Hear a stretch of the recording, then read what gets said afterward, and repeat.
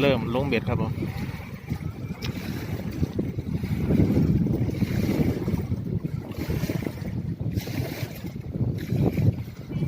อากาศก็ดีครับแล้วก็ปั่นทำลงครับ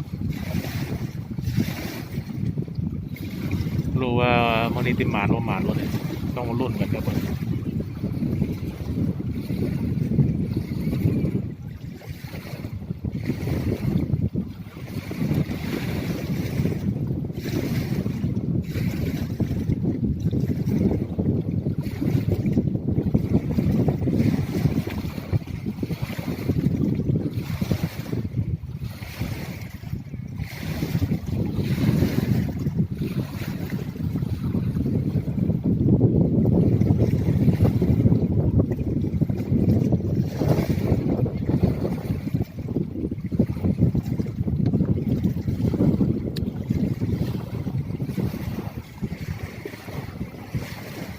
ทีมงานไอเมียงตกปลาชาลีครับ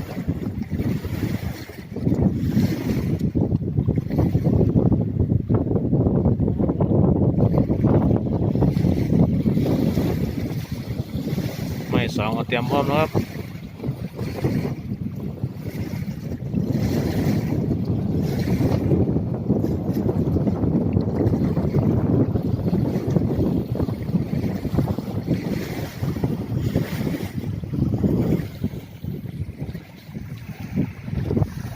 ไม่สอง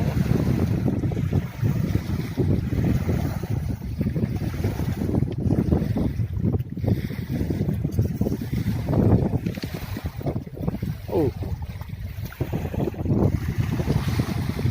สี่ไม่สาม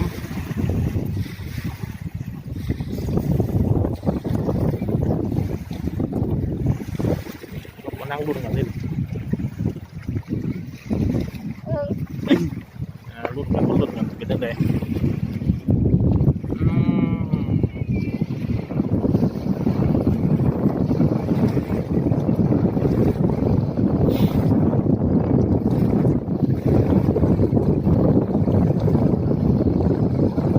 ลองสูตรเงียไหมนะครับยังไงบ้าง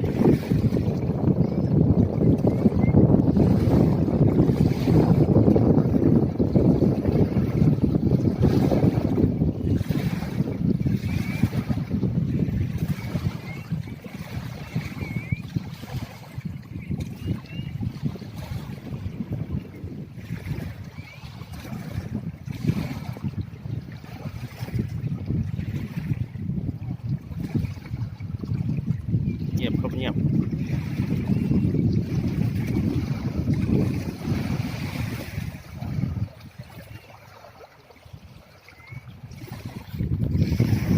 กำลังเงียบอยู่เลยครับ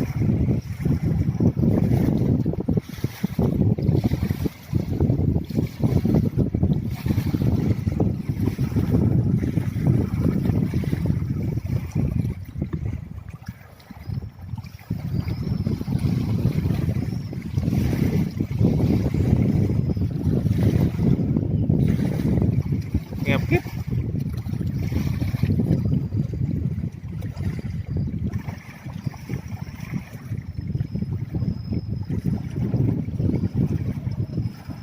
ไปรุ่นละคันนึงเอาไปรุ่นละทำสายได้ยังไงวะเนี่ย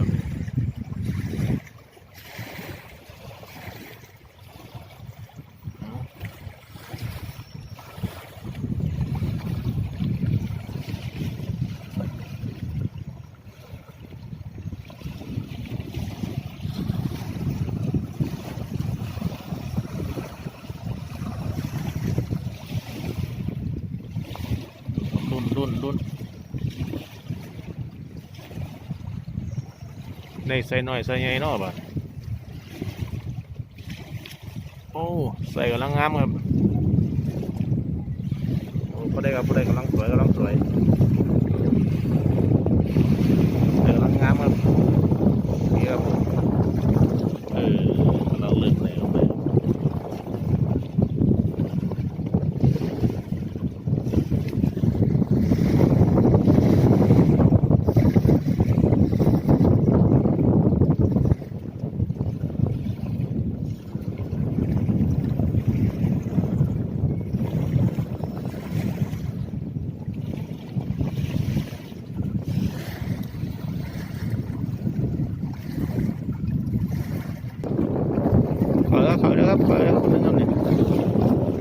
ปึ๊บนั่นเองครับลุ้นกัน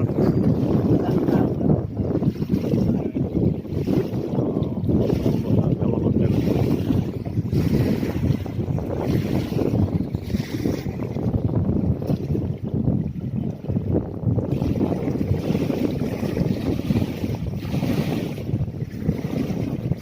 โอ้ปลากระป๋องครับ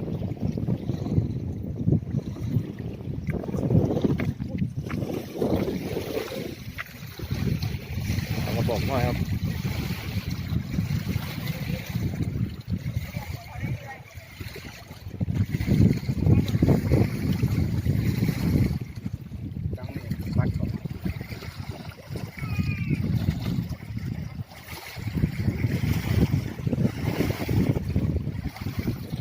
ขอแนวครับผม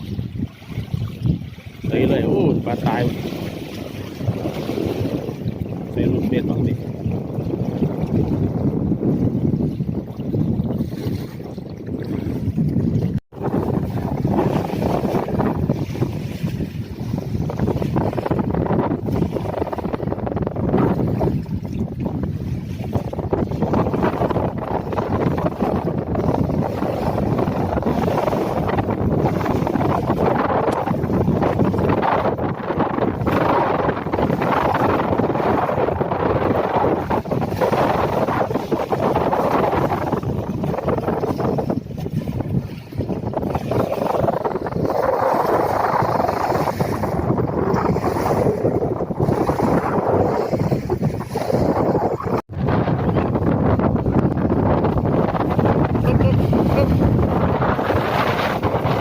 เลย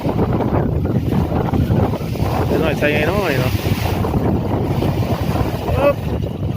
โอ้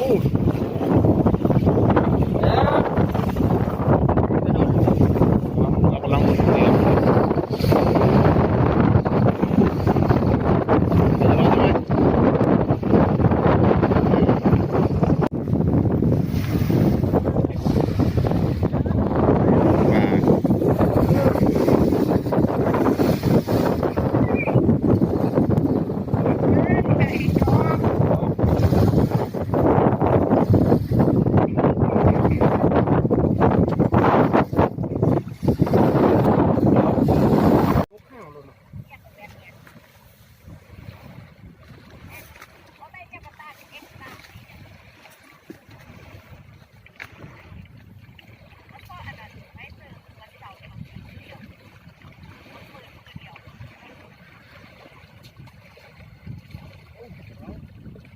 เด็ดโต๊ะข้าวแล้วเลย